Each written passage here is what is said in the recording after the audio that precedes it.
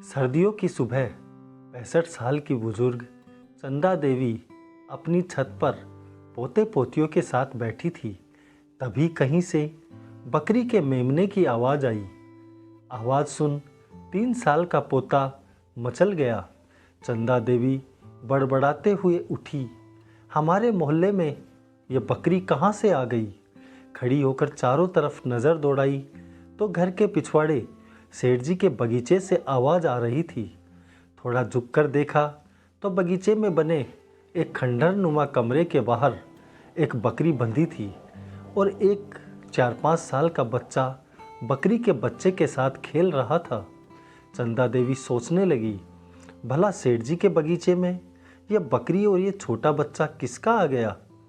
तभी एक 12-13 साल की बच्ची उस कमरे से निकली। चंदा देवी बोली, ए छोरी, कौन हो तुम लोग? यहाँ बगीचे में क्या कर रहे हो?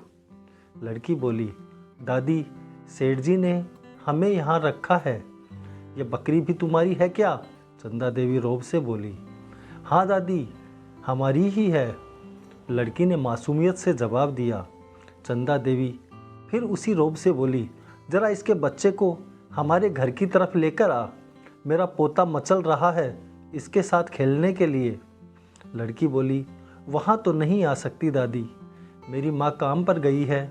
मेरे छोटे से भाई को अकेला छोड़ कैसे आ सकती हूँ? चंदा देवी बोली, अरे 2 रुपये दूंगी, 5 मिनट ले आ, फिर ले जाना। ठीक है दादी, पर ऊपर से आप मेरे भाई का ध्यान रखना। चंदा देवी फिर बड़बड़ाई, आजकल तो बच्चे भी बिना लालच के नहीं मानते हैं। लड़की मेमने को लेकर आ गई। चंदा देवी ने पोते को उसके पास छोड़ दिया। पोता मेमने संग खेलने लगा। इधर चंदा देवी उस लड़की से बातें करने लगी। ए छोरी, किनके हो तुम? यहाँ कैसे रहने आए हो? लड़की मासूमियत से बोली, दादी, मैं कुंजा मेहतर की बेटी हूँ। पिता की मौत के बाद मेरी दादी माँ को रोज़ मारती थी। एक दिन माँ सामने बोल गई तो दादी ने हमें घर से निकाल दिया।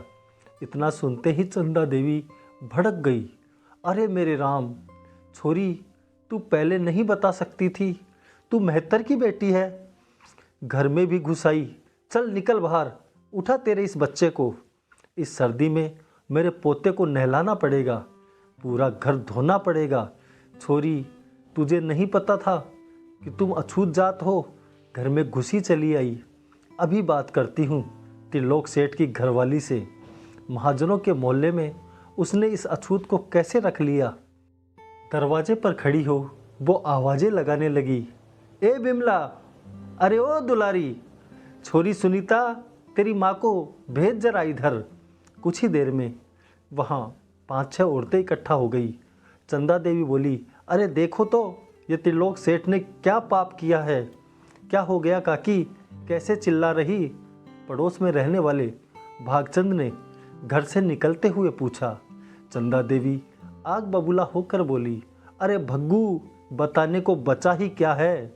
ये त्रिलोक सेठ ज़्यादा धर्मात्मा बनता है। देख क्या पाप किया है, महाजनों के बीच इन अछूतों को लाकर बसाया है। आज बकरी लाए हैं, कल मोहल्ले में सुअर पालेंगे। ये अछूत की छोरी आज मेरे घर घुसी है, कल तुम्हारे घर घुसेगी। तभी दुलारी बोली, ये तो गलत बात है। चलो त्रिलोक सेठ की घरवाली मीना से बात करके आज ही निकलवाते हैं इनको यहाँ से। कहानी पर आगे बढ़ने से पूर्व आपसे एक छोटा सा निवेदन है। मैं ये कहानियाँ कहीं से कॉपी पेस्ट नहीं करता, बल्कि रोज़ सुबह से शाम तक अपनी दुकान से समय निकालकर स्वयं लिखता हूँ, फिर आधी रात तक वीडियो रिकॉर्ड कर अपलोड करता हूँ। आपसे बस इतनी सी आशा करता हूँ कि कहानी को लाइक कर मेरा मनोबल बढ़ाएं। कोई कमी हो तो कमेंट कर ज़रूर बताएं ताकि मैं आगे सुधार कर सकूं।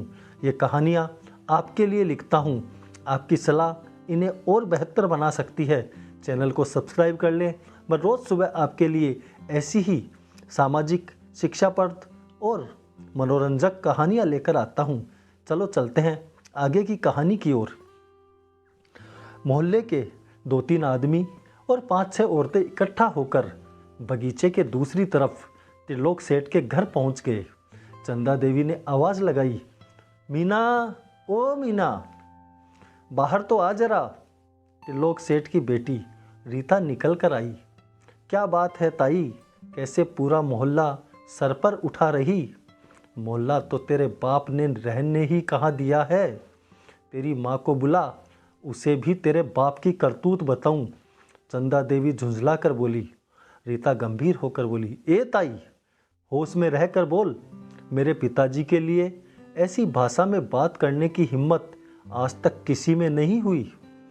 क्या कर दिया मेरे पिताजी ने ऐसा, मैं भी तो सुनूं।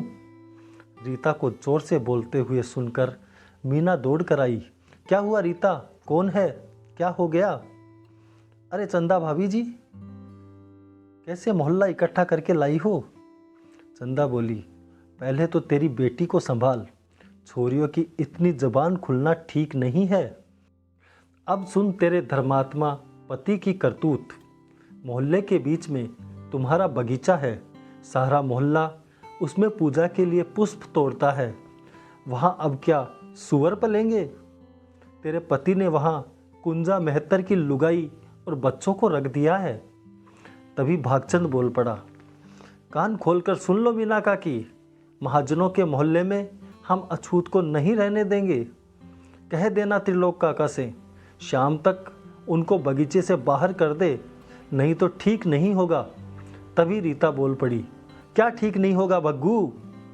तेरे बाप का बगीचा है जो तू फैसला करेगा, वहाँ कौन रहेगा कौन नहीं। अपना घर संभाल, कौन नहीं जानता तेरा घर इन अछूतों के ब्याज से ही चल रहा है। और चंदा काकी, अगर ये अछूत नहीं हो तो कौन तुम्हारा मेला साफ करेगा, कौन मोहल्ले में झाड़ू लगाएगा? चंदा भड़क कर बोली, छोरी ज़्यादा मत बोल, सफाई करते हैं तो पैसे लेते हैं। रीता उसे छेड़ कर बोली, पैसे लेकर तू कर सकती है क्या ताई, किसी का मेला साफ? ए मीना, चुप कर, तेरी छोरी को बड़ों से बात करने की तमीज़ नहीं इसको। चंदा देवी गुस्से में बोली। मीना ने रीता को डांट कर अंदर भेज दिया। उधर किसी ने दुकान पर जाकर त्रिलोक सेठ से कह दिया कि तुम्हारे घर पर लड़ाई हो रही है। त्रिलोक सेठ नौकर के भरोसे दुकान छोड़ घर आए। सबने त्रिलोक सेठ से अछूत को मोहल्ले में रखने को लेकर शिकायत की। त्रिलोक सेठ शांति से बोले, कल सुबह 6 बजे जब मैं मंदिर गया था तो कुंजा की घरवाली 2 छोटे बच्चों के साथ मंदिर के बाहर फुटपाथ पर बैठी थी। दोनों बच्चे उसकी गोद में दोनों तरफ दुबके हुए थे। ओढ़ने को एक चद्दर तक न थी उनके पास। मैंने उससे इस हालत में वहाँ बैठने का कारण पूछा। उसने बताया कि उसकी सास ने उसे मार पीट कर घर से निकाल दिया है। ऐसी स्थिति में मैंने वही किया जो मानवता का धर्म कहता है। बगीचे में कमरा खाली पड़ा था। इस सर्दी में मैंने उन्हें सर छिपाने को दे दिया, इसमें कौन सा पाप हो गया? भागचंद बोला, काका, सारी मानवता का ठेका हमने नहीं ले रखा। सीधी सी बात है, महाजनों के बीच ये अछूत नहीं रह सकते। त्रिलोक सेठ गंभीर होकर बोले, इन अछूतों के छुए नोट लेकर जेब में रखते हो तब तुम्हारा धर्म खराब नहीं होता। उसी इंसानी गर्भ से ये पैदा हुए हैं जिनसे तुम हुए हो। भगवान के घर से सब इंसान के रूप में आए हैं। जातियों में तो हमने बांटा है, सबका अपना अपना कर्म है। हम अपना कर्म कर रहे हैं, वो अपना कर्म करते हैं। अपने पिता की बातों पर खिड़की में खड़ी रीता ताली बजा रही थी। उसे देख चंदा देवी लाल पीली हो रही थी। त्रिलोक सेठ ने सबकी जबान बंद कर वापस भेज दिया। वहाँ से तो वे लोग वापस आ गए, पर चंदा देवी रोज़ उस गरीब परिवार को तंग करने लगी। कभी छत से उनके आंगन में कचरा फेंक देती तो कभी पोते पोतियों की गंदगी। वो माँ बेटी कुछ नहीं कहती। चंदा देवी जो भी फेंकती वे लोग उसे उठाकर बाहर डाल देती। एक दिन अचानक बारिश हो गई। चंदा देवी के मकान के सामने एक नाला था, उसमें कीचड़ भरा था। स्कूल से आते हुए पैर फिसलकर चंदा देवी की पोती उस नाले में गिर गई। बच्ची कमर तक कीचड़ में डूब गई। मोहल्ले के लोग इकट्ठा हो गए। कोई झुककर उसे पकड़ने की कोशिश करे, कोई कहे रस्सी लाऊं, कोई बोले सीढ़ी लाऊं, पर कोई भी उस नाले में उतरने को तैयार नहीं हुआ। तभी कुंजा की बेटी ज्योति धम से नाले में कूद गई और चंदा देवी की बेटी को पकड़कर ऊपर किया। चंदा के बेटे उमेश ने उसे पकड़कर ऊपर खींच लिया। चंदा की पोती को ऊपर चढ़ाकर ज्योति नाले में पड़े एक पत्थर पर खड़ी हो एक हाथ ऊपर कर सबकी तरफ देखने लगी। शायद कोई उसे पकड़कर ऊपर चढ़ाए। वहाँ उपस्थित सभी लोग एक दूसरे की तरफ देखने लगे। तभी चंदा देवी ने झुककर ज्योति का हाथ पकड़ा और उसे ऊपर चढ़ाकर गले से लगा लिया। चंदा देवी बोली, बेटी मुझे माफ़ कर देना। आज तुमने मुझे धर्म का वास्तविक अर्थ समझा दिया। इंसान के लिए इंसानियत से बड़ा कोई धर्म नहीं।